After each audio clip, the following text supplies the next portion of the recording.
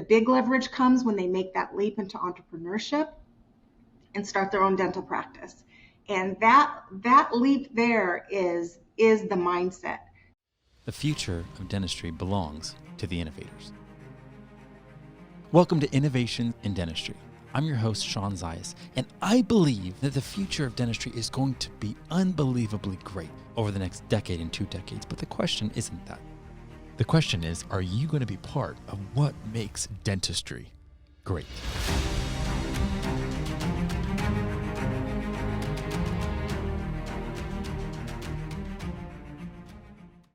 So today I am so excited that I have the opportunity to interview Shannon Blackmon. And before I set you up, Shannon, let me just say thank you so much for letting me interview you today. Well, thank you for having me here. I'm so excited. I've always enjoyed your freshness and your authenticity. So yeah, I'm so happy to be here. Well, thank you, Shannon. So this is called Innovation in Dentistry. And innovation can mean so many different things. I say this all the time, but it's so important. We can be talking about clinical innovation. We can be talking about technological innovation. We can be talking about service innovation. But at the base of all of it is some person that says, hey, why can't I step up? Why can't I lead? Why can't I pioneer? And that starts with some sort of belief set or some sort of mindset that's like, yeah, why not? Let's do this. So whether there are dentists or there are hygienists or there are dental professionals or vendors in the space that are listening to this, my whole goal for them is, hey, whatever you're hearing between the lines from what we're talking about, they know where that dream is that they might have been keeping on the sideline. You know, maybe they're not in the game yet, really doing what it is that they love or what's giving them purpose. And that's why I love interviewing people that are doing what they love, that are innovating positive change. And I want to know, how is it, Shannon, that you ended up even coming to be in a place where you're serving in the dental industry? Yeah, well, it's pretty interesting because I have been working in financial services for decades and not really finding a place where I fit in. You know, if you can, I don't know if you can tell by looking, but I don't look like your dad's financial advisor, right? I'm just kind of, yeah, I'm a unicorn in my space. So I have been working in financial services for decades, and I finally was approached by a firm, Thomas Dahl, and their niche is dentists. And I was like, dentists? You know, I'd been kind of like doing social justice and LGBTQ planning and very mission driven. But we really aligned with our integrity and our desire to give the best customer experience possible. So I was like, let me give this a try. So that's how I ended up serving dentists. It's been 4 years now that I've been working exclusively with dentists. And I've really fallen in love with, can I say, the women in dentistry? Yes, And absolutely. they're the most supportive group of healers and businesswomen. They wear a lot of hats. It's really, really unique. Very unique. I believe 100% that the women in dentistry are doing such a great job establishing community, Yes. establishing a support system that, I mean, come on, you know, dentistry is just downright difficult. Right. There's so much challenges to it. And I think for so long, it's just been this whole like everyone is isolated and people don't talk about their struggles and people don't know where to go for help. And then unfortunately, because of that, like suicide rates over the last few decades have been really high in dentistry. And I Right. feel like so much of that is changing. And some of the women that both of you and I know are pioneering that change, and Yes. it's amazing. So Shannon, what was one of the main differences you noticed the second you went from um, just coming into the dental industry, like from not probably knowing much about the specifics of it? Was there anything that shocked you when it came to um, I don't know, either reaching dentists or communicating with dentists or them understanding the value that you were giving?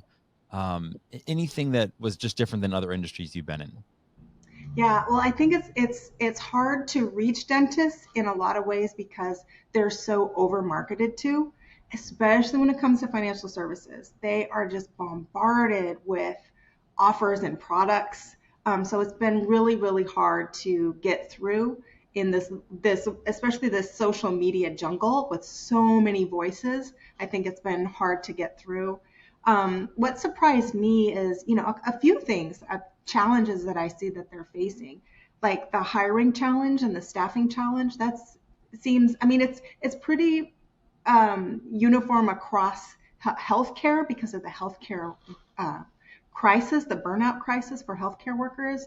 But that's been something new, like since 2020. That's been a big shock. Another thing is realizing how physical dentistry is. That's not something I actually realized before I started talking to dentists. Well, and it's true because unlike some other areas of healthcare where they're just, either prescribing or, they have to know everything about the body, but they don't actually have to be a surgeon.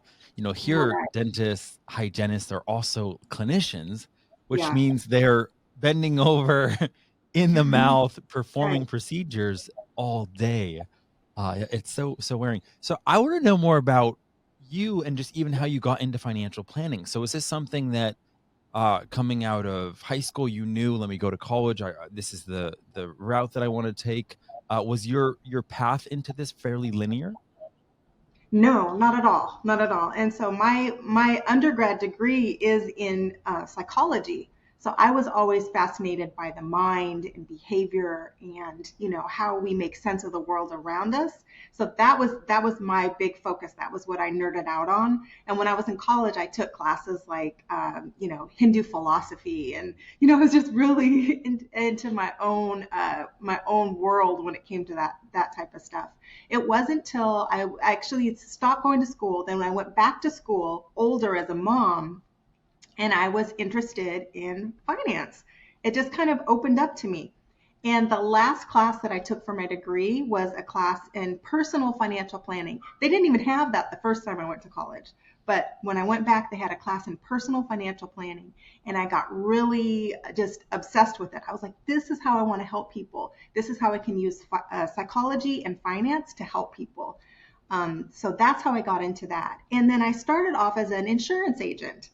And it was the most unsatisfying job I ever had because it was so transactional. You're trying to sell people a product, but you don't know anything about their lives. And I just have this infinite curiosity about what's really going on.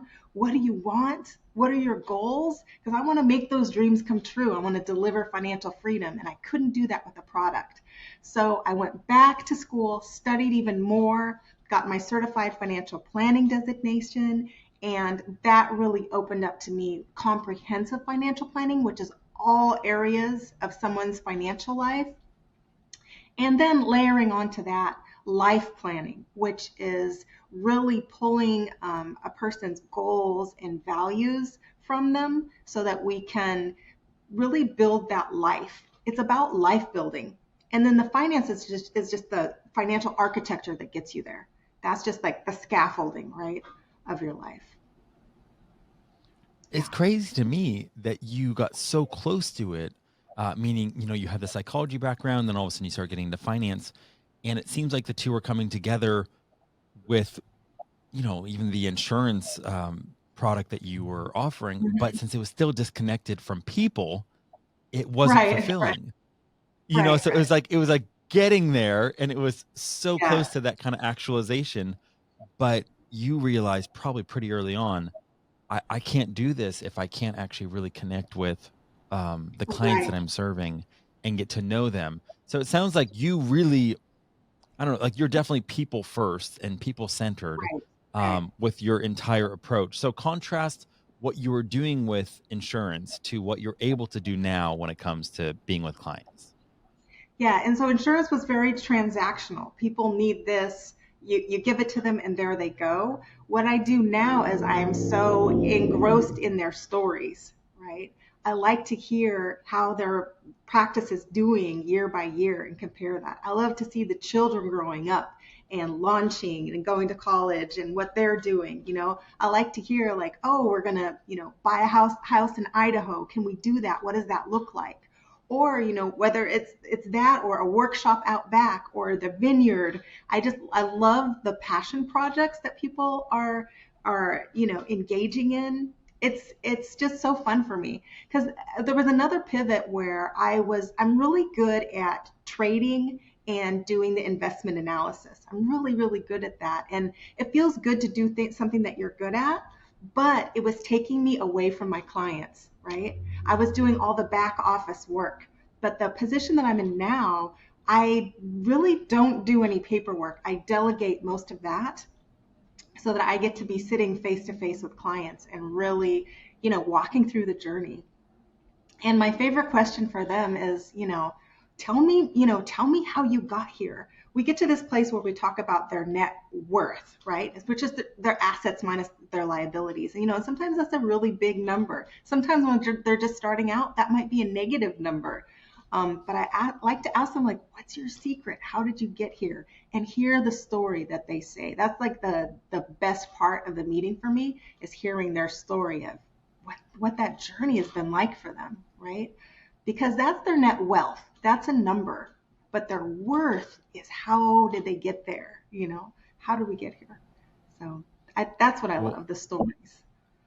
I hope whoever is consuming this podcast isn't just listening to it, but they get to actually see it, because you actually come alive the second you start talking about your clients and the people that you care about and these dentists. It's really awesome to behold, Shannon, because again, certain questions I've asked, nothing elicits that sort of light shining as much as when you get to talk about your clients. So I'm curious, Shannon, from the perspective of, you probably deal with all sorts of dentists and some that have higher net wealth than others. Do you notice a difference in mindset for those that are really crushing it versus those that are struggling? Like, can you pick up on anything different about their story where they haven't yet turned the corner when it comes to some sort of mindset shifts or belief sets? Right, right. Well, it's an entrepreneurial mindset, and it's a prosperity mindset. So, but they can have it even before they start making money, right? Because there's this key, which is being able to live within your means at any point in the cycle, And so at the very beginning, that's pretty lean, right? Because they graduate from dental school, they have a huge load of student debt. How are they going to pay this off? Most likely they'll get a high paying associate job and be able to pay some of that down. The big leverage comes when they make that leap into entrepreneurship and start their own dental practice. And that leap there is the mindset, because having that faith in yourself to be able to do that, it's one thing to leverage, student loans. It's one thing to leverage debt on your mortgage, but to leverage your own human capital like that, that's huge. And that's what I see is the big difference. And just talking dentists through, or listening to them as they talk through that decision, whether or not to buy a practice, I really love that process. And just seeing that, you've got to have that faith in yourself. And I'm speaking to myself too. I'm an entrepreneur, so I'm building my business within the business of Thomas Dahl, my own relationships. And it's tough. I had to get really vulnerable this week and just be like, wow, this is really tough. I might put on an event that I think is going to be really good, and crickets, you know. So it's being able to bounce back from failure and to take failure as a lesson to pivot, right? Everything is the scientific method. So you're like, okay, that didn't work. Test failed. Now we're going to shift and do something new. So I see that in my most successful clients. They have that. They're able to pivot. Yeah, I mean, that is incredibly profound, because what you're saying, I've found from the highest performers and the highest achievers, Shannon, they understand, like you said, it's about being able to pivot and about being able to be agile and learn Mhm. quickly instead of just taking it as a failure, right? You Right, do right. something, you put something in the marketplace, it doesn't work, instead of being like, wow, I just failed. It's like, well, no, I just learned something that doesn't work. And Right. what else can I get from this experience so that the next time I do it, it can be more honed in, more Hmm. intelligent, and hopefully resonate more with the marketplace. It's a totally different take on what real learning is and on perceived failure. Um, Right. and it encourages us instead of discouraging us. So I absolutely love that. Now I'm curious, even when you were making that transition to Thomas Doll, did you have any hesitancy of like, man, I've never been in this industry. I don't know what it's going to be like. And was it at all a struggle kind of getting a grasp on what was happening in dentistry for you? Was it a process, or was it pretty quick for you to kind of understand, okay, this is what dentistry is like, and build those inroads? Oh yeah, it's been a learning curve because not only do I have to, master my craft of financial planning and investing and all of that, um, but I have to understand the business of dentistry, right? But fortunately, the people that I work with have been really open and just have this intellectual generosity, and they've been able to show me. I've been able to sit in on really complex transition meetings with them because some of the partners in our firm have been doing this for over 40 years working with dentists. Wow. So being able to just, lean on their expertise has been amazing. I've learned so much. You can't go to school for this, right? There's no like dental planner degree. You have to learn it by doing.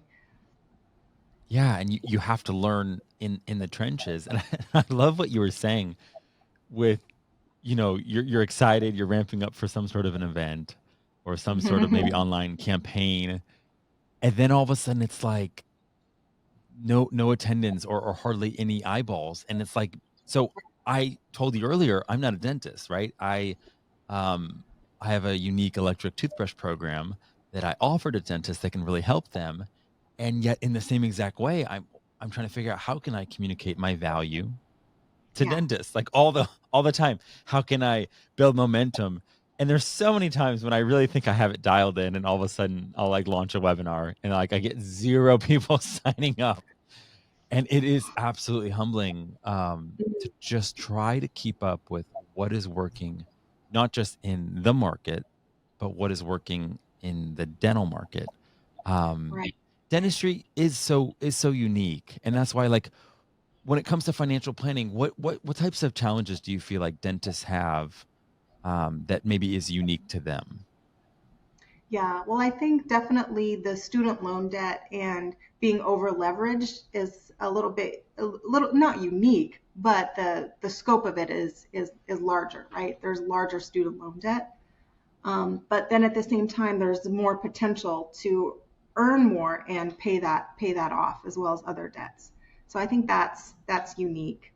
I think also in dental school, they don't really learn about the business of dentistry or practice management enough, or the skills that it takes to lead people. So I think that there's a vacuum there of needing leadership skills and also needing business skills.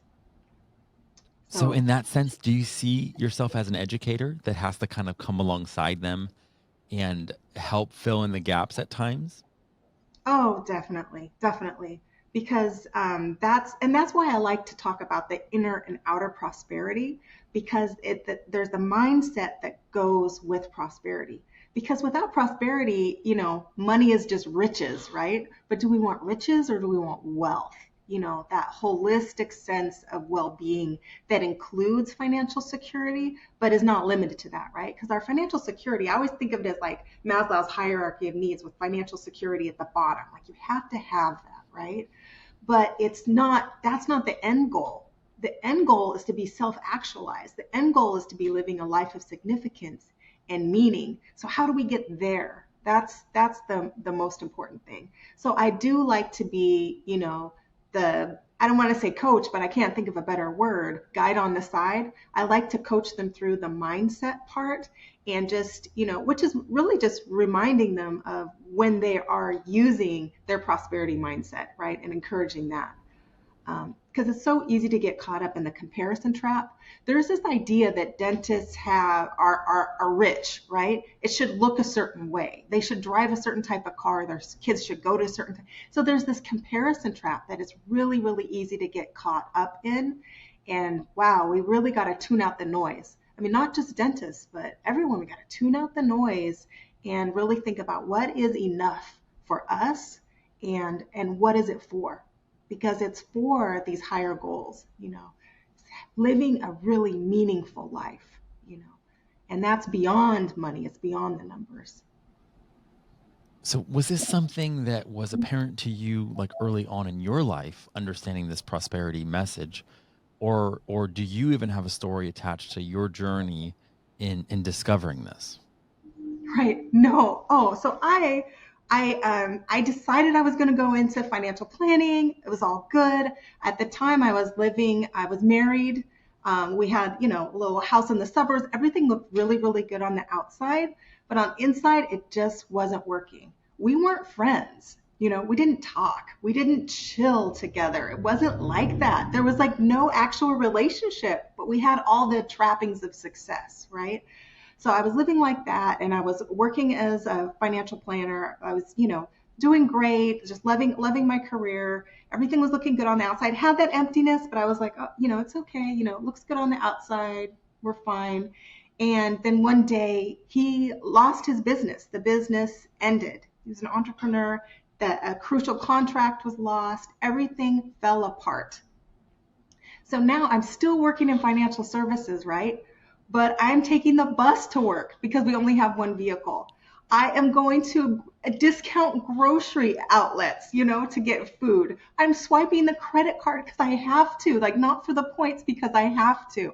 So my whole facade crumbled at that point. But it was the best thing that ever happened to me because I started to rebuild my life about on what was authentic to me, right? And so I stopped seeing money as this outward object. I stopped seeing it as something that I did for other people, and I started to really build my life based on my values, you know, what was most important to me. Then part of that process was there's a great book. It's called The Art of Money by Barry Tesler. And I took myself through that process of really uh, healing my relationship with money, which sounds wild, right? Because here I am, I'm, you know, helping people manage their millions, but I'm broke, right? So I had to really assess, you know, what was wrong with my relationship with money and how can I heal that? So it's been that journey for me, and I'm still on that journey of, you know, looking at my money story. What have I learned from my parents and from society about money? What have I internalized that I can kind of look at and say, is this working? Is this still working or is it not? So that's why I'm such a big proponent of the inner journey, inner prosperity, because without it, your life is just that empty facade, you know? It doesn't Well, matter how Shannon, what the square footage is, right? If you're empty inside. but I just want to like honor you for the fact that you had the courage. A lot of people struggle, um, and just because they have difficult times doesn't mean they actually find the goal that they could find in those moments. Oftentimes, we just find ways to keep avoiding and Yeah. running from our challenges, and we just keep getting busy with something new or some new thing, and we just keep avoiding the deeper things.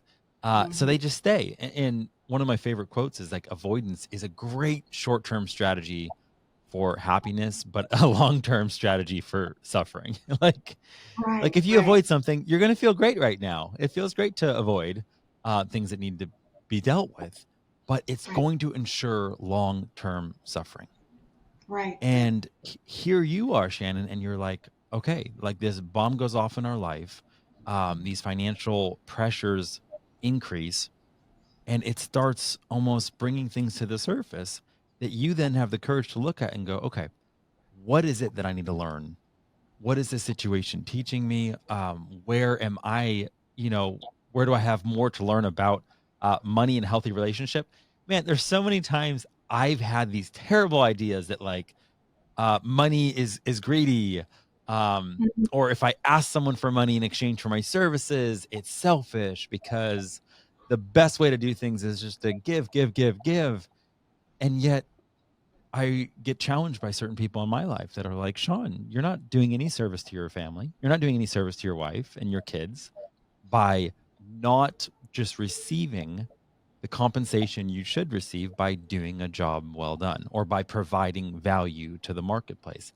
And in Mm, reality, people always love that whole quote, well, money is the root of all evil.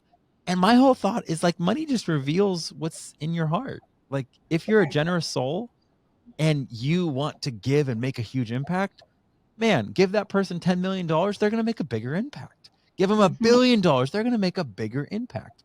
But Yes. if someone's whole aim is just to be selfish and build themselves up and build their own empire so that they can lord it over people, yeah, the more money they get, the more selfish they're just going to become. Money just reveals Mhm. what's inside. So, Right. I agree with that. It just amplifies what's already there, right? Because when you think about it, money is our energy, right? It's our human value that we put out in the world. We put out in the world. It comes back to us as earnings, and then we put that into other money energy cycles. So it's really our human. It's just a way for us to keep track of our human energy that we're putting out there, you know? So there's really no good or bad about it itself other than what we cast onto it. So yeah, if I just feel like if you have a message to share and you have, good intentions and good integrity to put out there, that you should know what that's worth, right? And be compensated for that, well compensated for that. Yeah. But I mean, that's very it, common, I think, for entrepreneurs to have little blocks around money and then wonder why it's not coming to you. Well, it is those little blocks. And if we can, work through those, and like you said, that having a support system of people that can kind of catch you when you start to manifest that scarcity mindset and be like, ooh, where's that coming from? So you can like see it in real time and turn it around. That's key. That's key. man, that is just amazing because dentists, man, like they work so hard. All my dental friends I know Hmm. are so committed to their practice, to their team, to their Hmm. patients. And yet, if they were able to elevate um, just even their mindset around money, I know they'd be able to earn, even if it's just 10 or 15% more. And so many of the dentists I know, they want to pour as much of the profits back into their team. Hmm. They Hmm. want to take care of the people that are faithful to them, and they just have such beautiful, caring, giving hearts. But yet Yeah. sometimes, again, with the pressures with insurance and the PPOs and the margins getting compressed, and some team members wanting more post COVID, like hygienists, Hmm. there's real financial challenges that dentists are up against right now. And I'm sure you've probably seen it all. Like you hear everything. Yeah. Yeah. Every day I sit across from dentists and I hear these problems of hiring, and it's difficult because the hygienists and the staff don't always understand the economics of the practice, right? So they're saying, hey, we deserve more. We want more. And it of course they do. They do deserve more. And especially when, the right now the environment has been so that there's this wage inflation, right? And there's a comparison now that there wasn't before. There's like, well, I could be working remote or I could be, with my hands in people's mouths. Like, you've got to compensate me for this differential now. But I don't have all the answers. But what I would say is that if we can start embodying a culture of abundance, and that needs to start with the dentist as the leader, right? Embody that. And that includes work life balance. That means that you have to live that, right? You have to live that yourself and provide that for your team. And it's so hard. It is so hard because dentists have to wear so many hats. You have to wear so many hats. I mean, and they're leaders in their community, they're employers, right? They're providing jobs. I mean, it's just incredible. In addition to being healers, in addition to being masterful technicians, right? And in addition to being business owners, entrepreneurs, they also, I mean, you should sit across, I wish you could see what I see when I sit across from these dentists. They're brilliant business people as well. I mean, what can't they do, right? What can't they do? But it's an enormous amount of pressure. And I know, like, I've talked about the financial pressures that I've felt. It's one of the most difficult things to go through. And that's something that they have to deal with every day. balancing the books and making sure that everybody's provided for. Wow. It's an incredible amount of pressure. And that's But what I I can try to help them through, right? right. Well, I can see why the value that you provide with Thomas Dahl is so important. So that dentists don't have to do it on their own.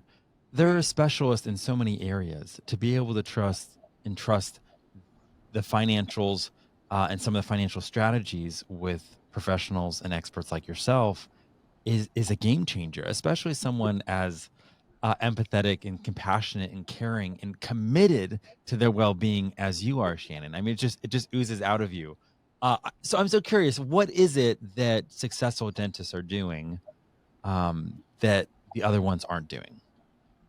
Well, one thing, and this is going to be my pet peeve, is they don't take. I mean, successful dentists aren't afraid to pay for advice.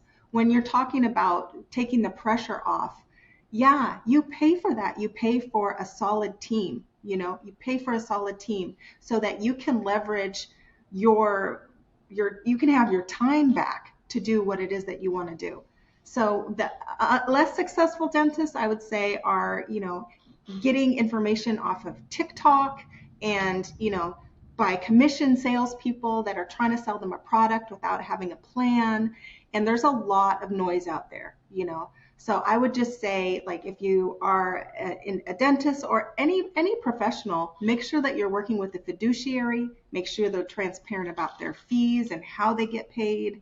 And make sure there's some checks and balances in place. Like, I'm a fiduciary. There's certain things I can say. There's certain things I can't say. I can't just spout out a return to you, like a return on investment to you. I have to prove that to you. I have to show you that with data. So be aware of people that are out there spouting double-digit returns with nothing to back them up. They don't have any kind of regulation. So I would be aware of those things. You know, Well, yeah. yeah, Shannon, I love what you were just saying though, because so many times I run into this challenge with dentists, and the more mature ones have learned when to almost like shift the business cap of like, when am I looking to cut expenses and I'm identifying costs that aren't necessary or costs that I'm trying to contain well, versus when I'm looking at, okay, these are investments I need to make in order to keep the business growing.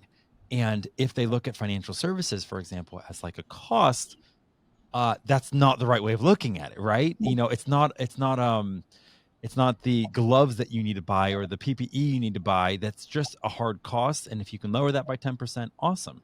Well, when it comes to growing your practice and working with a financial services company, now we're talking about how you need to invest to grow your practice. I was just reading a book, and it was talking about how this young entrepreneur was shocked that this one consultant could get $50,000 for a day's worth of their time. And when he started realizing that $50,000 for that one individual, the companies he was working with, he would make them an extra like 2 or 3 million in that quarter because of that $50,000. Like, it was a no brainer to Hmm. spend that money, Hmm.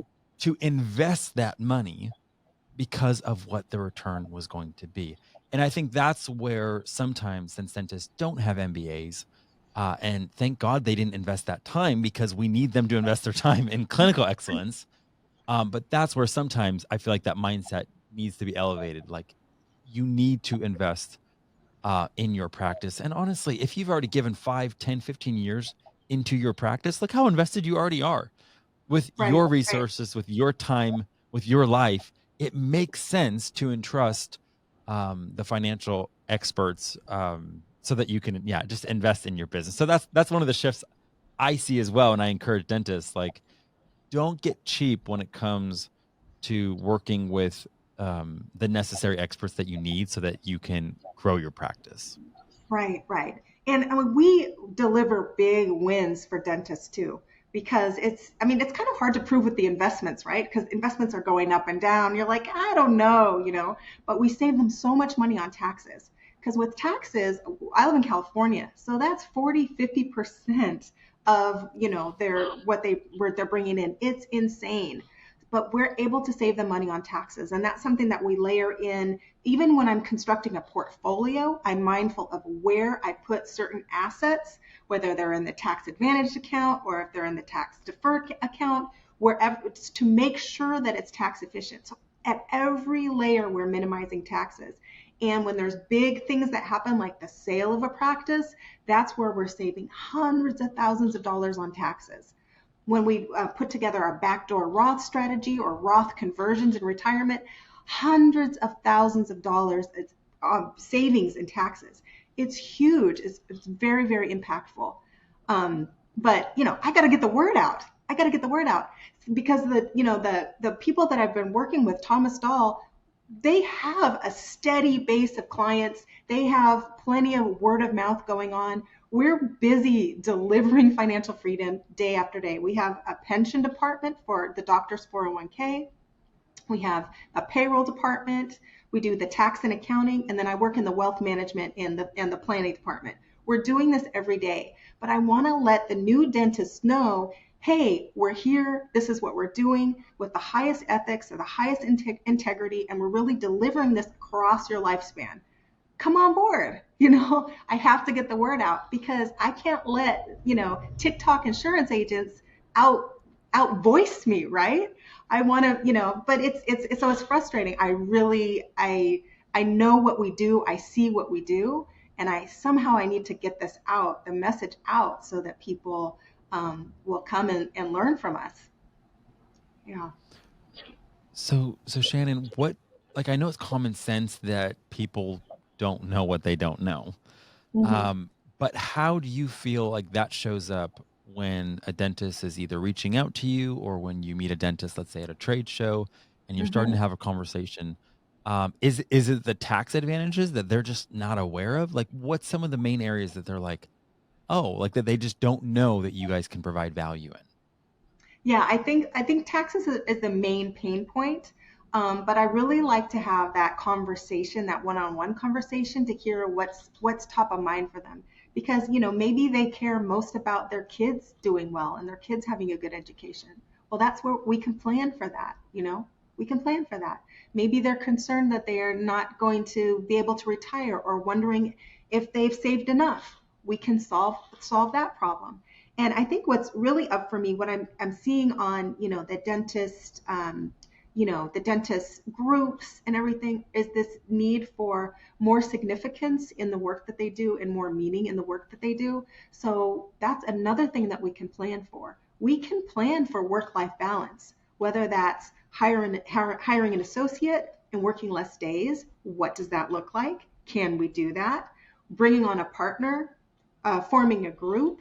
We can plan for that. I want to help dentists plan for those pivots, those sabbaticals, those transitions.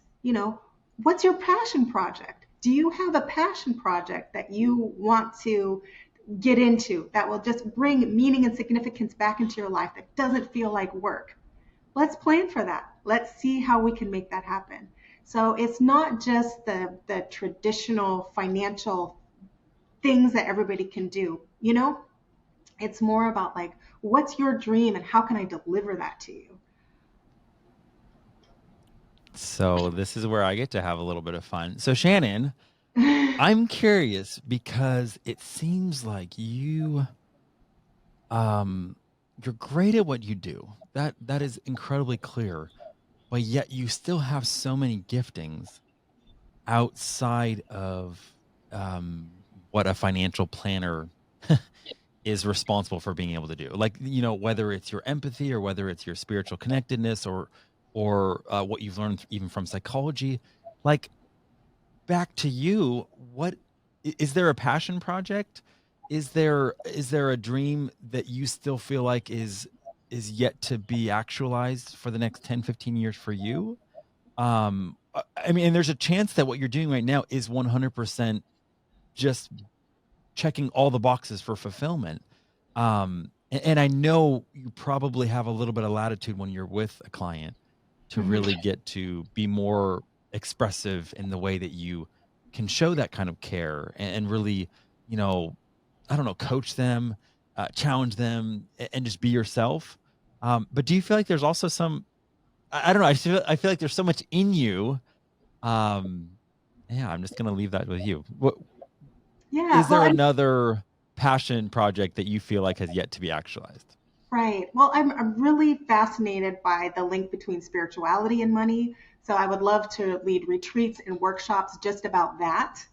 I also, my secret passion project is I want to do couples retreats where couples like go to a beautiful place in Tulum and just spend a week immersed in, going to the cenotes and just, having aphrodisiac meals. So like, I don't know why I want to do this so bad, but I just want couples to like have this immersive experience. Um, yeah, so I don't know what that is. It's just something that's been bubbling up for the last few months where I'm just obsessed with this experience because there's lots of different ways to learn, but I love the idea of just being absolutely immersed, right? And I think it would be so good for couples. I work with a lot of couples, obviously, It's so funny because there's usually like one couple who's the spending one, right? The one that's like, yeah, let's go for it. They're really expansive with the money. And then there's the other one that's more conservative with the money, and they're the ones that like keep the budget. It's really interesting to see those dynamics. Um, and I work with a lot of power couples, and I would just like love to take them away from their roles, their everyday roles, and just plop them into Loom. And maybe we would have a session on life planning and what their goals are, and just really open up like that. Because the lights really come on when you watch your partner talk about what their goals are, just uninterrupted. Their goals, their values, their dreams. It's like, oh wow, the lights have come on, and I really want to help you with that. And it might not look the same, right? It might look a little bit different, but then it comes back to how do we build the financial infrastructure to make that happen? I can always do that, but I just love those like broader conversations and working with couples. It's really fun. Okay. So if you had a magic wand, not to like be all magical here, but Mhm. what would you need either support wise, or what sign would you need to start moving on that? Like why not now? Yeah, wow. I think if I had, five couples, I would probably just pick a date, you know. I don't know if, yeah, maybe next summer. I don't know if summer's great for Tulum, but maybe Puerto Vallarta next summer. Let's do it. Let's So you have go. no problem hosting a retreat. You feel already able to do that. Well, I've never done it before, and I'm sure I'll be falling for because that's what walking is, right? It's just like Yeah. actually falling and catching yourself. That's what it feels like. I'm sure that I would fall and catch myself many times, but yeah. But I would love to have that Shannon, experience. Yeah. well, I love just right there. I put you on the spot and you talk about Totally. something that you're also passionate about, and you have no fear around just making it happen. And again, for our listeners, that's the whole thing I'm talking about. It's like, what is it that also makes them come alive? That whether it's a book, whether it's being on the stage because they feel like they have a message to give, whether it's being a coach and that really difficult 10-year period in their life that was so difficult that they almost wish they could erase, if they just Mm, look at it and realize, wow, look what I overcame. Look at the resilience I developed from this. There's right. some people that are just at the very beginning of facing something like that. I can help them. I have a Mhm. message. I have a voice. What my life story has been has value and can bring value to other people. And yet here you are. You're like, oh, I know I can't. I've never done a retreat before, but why not? I'll figure it out. I will fall forward and learn how to do that. That just revealed so much about your innovative mindset, and just that beautiful confidence you have, just to go for it. And the reason why I wanted you to share your dream is because you never know who's listening that might be like, wow, Shannon, like I would love to do the same exact thing, except I would love to plan the retreat. I don't really have the content, but I'm really great at planning, and I'm just waiting for someone that has the content, and now all of a sudden they reach out to you, and the rest is history. And that's what I'm hoping for, because I believe Right. in our listeners is like everything that we need, in our own community, for our dreams to come true. Right, right. Because I really do believe that community and the people around us are our biggest resource, right? It's not money, especially in this day and age. You know, money is a tool, but like really the resource is community. So yeah, thank you for opening me up and letting me share that. That's so cool. Okay, so Shannon, if I'm listening right now and I'm like, man, I want to work with Shannon, where should I go? Oh, you should email me. My email is shannonb@thomasdahl.com. You can also find me on LinkedIn. I am on Instagram, Shannon the Dental Planner. So I'm easy to find out there. Just shoot me a message and we can do a discovery call because I want to hear what's important to you. I do. Okay, so here's my final question. Are you ready for it? I think so. Okay, so Shannon of today is walking down the street, and off in the distance, you see 18-year-old Shannon. Mm, And you know you have just one brief moment to communicate a sentiment to her. What do you share? wow. I just want Shannon to know that she is divine. She has that spark of divine essence, and that's what she needs to have faith in. That is so powerful. I absolutely love that. Um, Shannon, this whole conversation has just been so inspiring, and not just like conceptually inspiring, like what dentists can actually get from Thomas Dahl and from working with you is so important. Mhm. I just want to say thank you for what it is that you do. It's been easy to honor you as an innovator. I even love what you care about with your passion project, with transforming couples and doing retreats. And I just want you to know I'm 100% in your corner. And any way that I can help you, please let me know. But thank you so much for letting me interview you today. Thank you, Sean. Oh, this has been such a pleasure and just such a delight. I just feel so opened up. So thank you. Thank you. Thank you, Shannon. Thanks for listening, and be sure to follow so you never miss an episode. To learn more about what's going on in dentistry, check out innovationindentistry.com.